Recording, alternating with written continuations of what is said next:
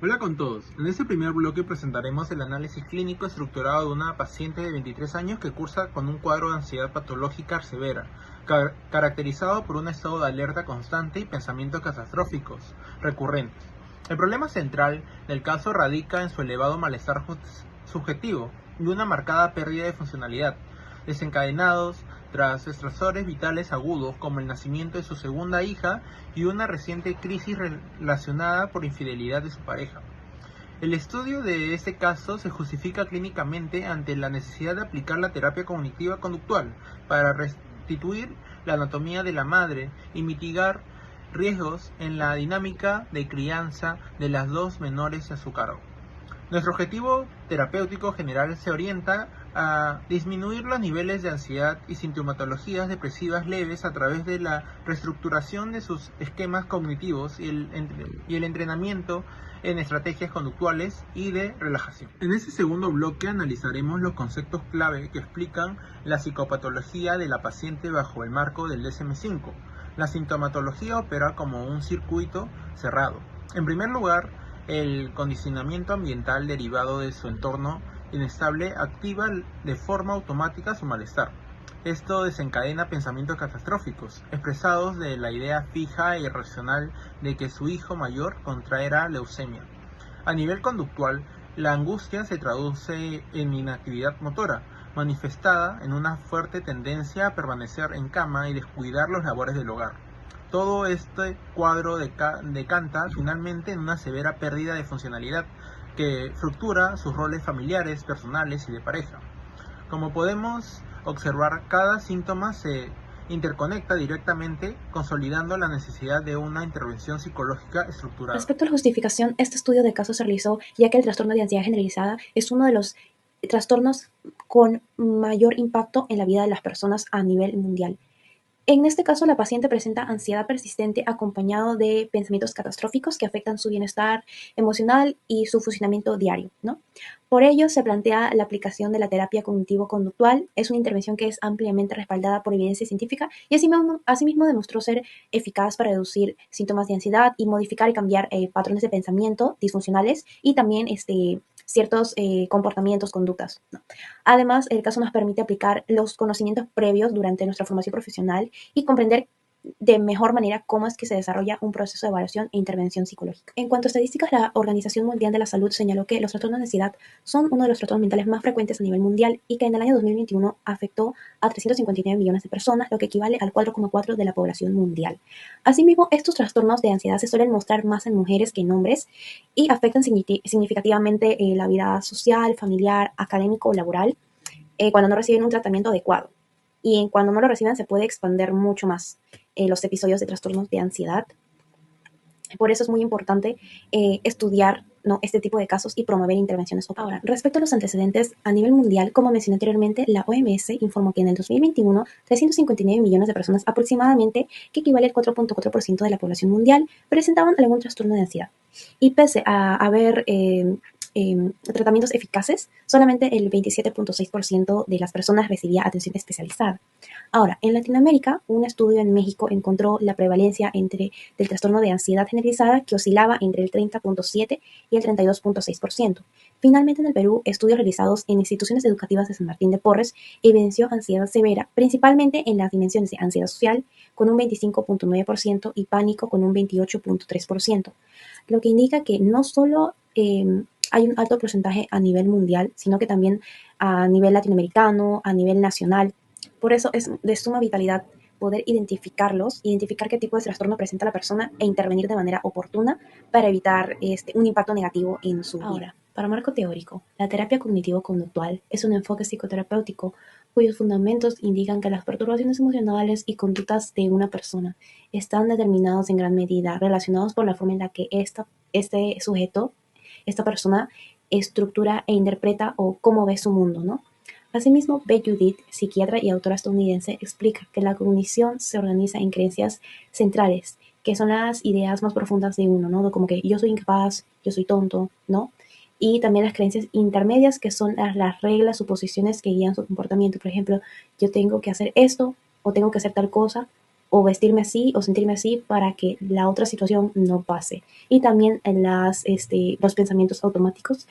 En este caso, la paciente presenta pensamientos catastróficos recurrentes, los cuales corresponden a lo que serían los pensamientos automáticos, que son influenciados por distorsiones cognitivas, como la interferencia arbitraria, que consiste en sacar conclusiones sin evidencia, la generalización excesiva, que implica creer que una experiencia negativa se repetirá, no importa qué situación, en qué lugar o qué evento sea, se va a repetir, ¿no?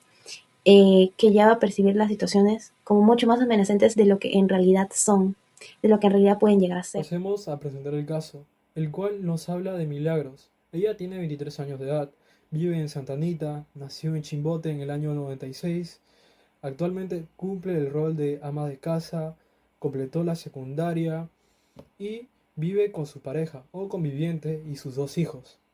Ella acude a consulta refiriéndonos lo siguiente.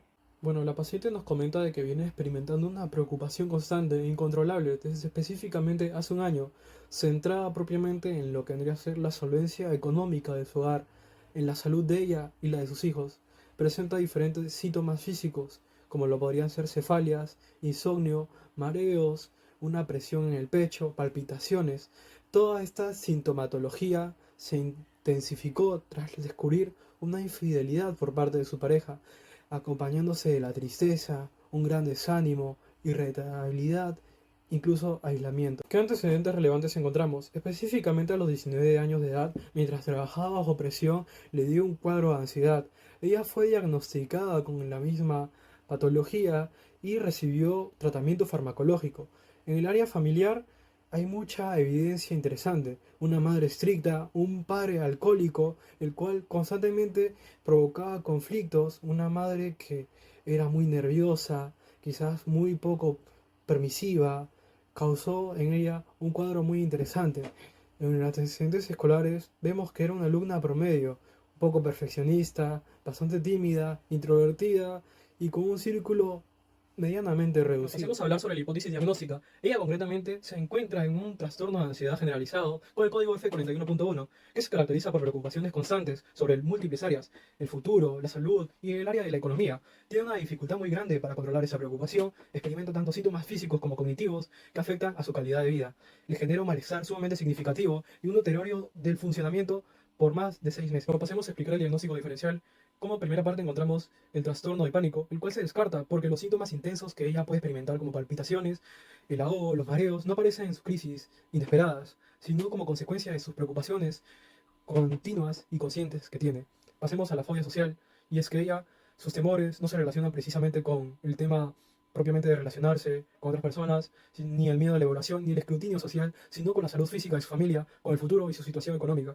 El trastorno adaptativo se descarta porque los síntomas ansiosos o preocupaciones que ella experimenta ya estaban presentes desde hace un año, antes del estresor reciente, como lo podría ser su infidelidad. En el diagnóstico presuntivo se ha concluido que la paciente padece de trastorno de ansiedad generalizada con código F41.1, siendo que presenta 4 criterios de los presentados en el DSM-5 para diagnosticar este trastorno, cumpliendo con el criterio A, que sería ansiedad y preocupación que ha durado más de 6 meses, criterio B, la dificultad para controlar la preocupación, criterio C, asociado a más de 3 síntomas somáticos, que viene siendo la tensión muscular, problemas para dormir, fatiga y dolores de cabeza.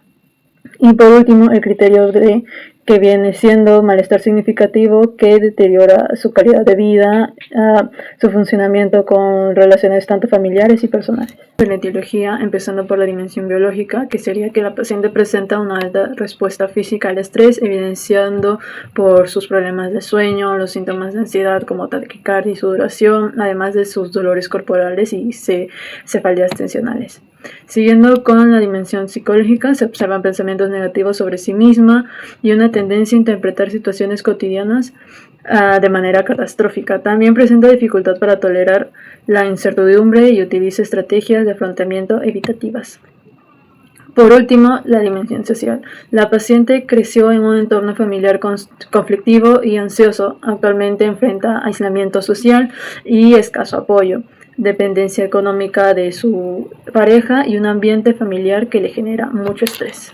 Ahora pasando al plan de intervención, este programa terapéutico se ha estructurado en un total de 6 sesiones semanales con una duración aproximada de 45 a 60 minutos.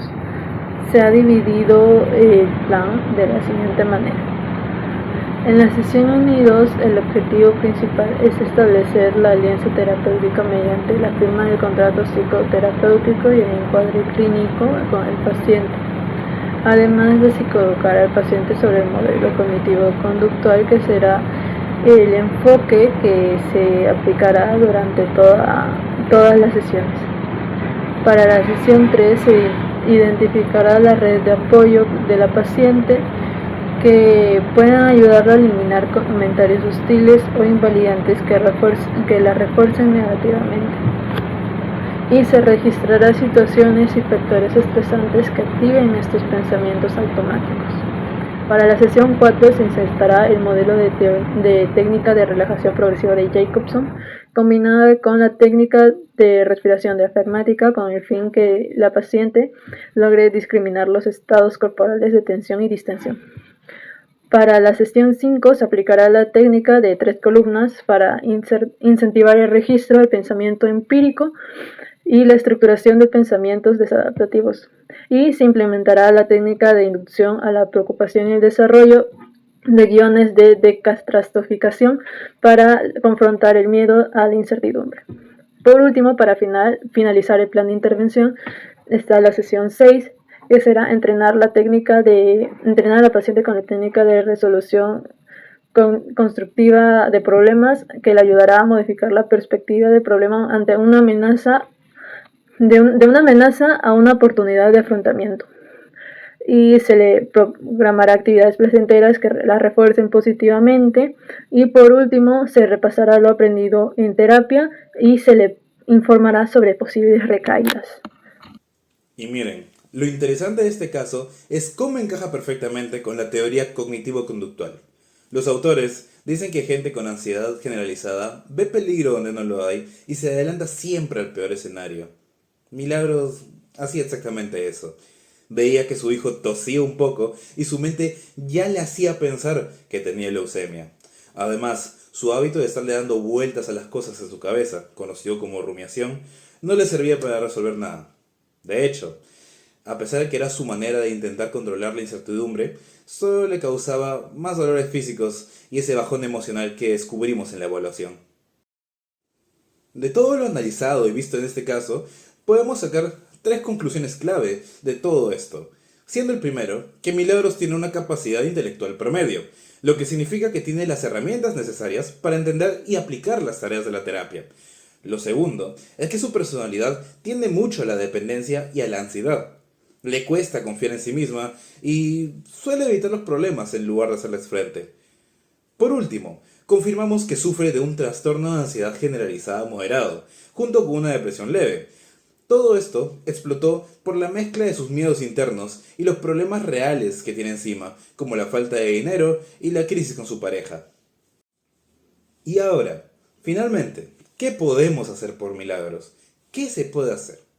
Bueno, para este caso tenemos 5 recomendaciones, siendo el primero que no se le tiene que dejar sola. Y no lo digo en un sentido literal, es figurado, pero se entiende que ella tiene que seguir yendo a las sesiones de seguimiento para evitar de este modo que recaiga. Asimismo, tiene que practicar todos los días la respiración diafragmática y la respiración de Jacobson en casa para frenar los dolores y las palpitaciones antes de que aumenten. Asimismo, debe usar hojas de autorregistro para cuestionar esos pensamientos catastróficos cada vez que se mude el futuro. Adicionalmente, en cuanto ella esté más estable, es vital armar sesiones de consejería de pareja, porque la relación con su conviviente es el detonante más fuerte que tiene en esos momentos. Y por último, necesita reactivar las actividades que previamente le gustaban para salir de la rutina y para mejorar su autoestima.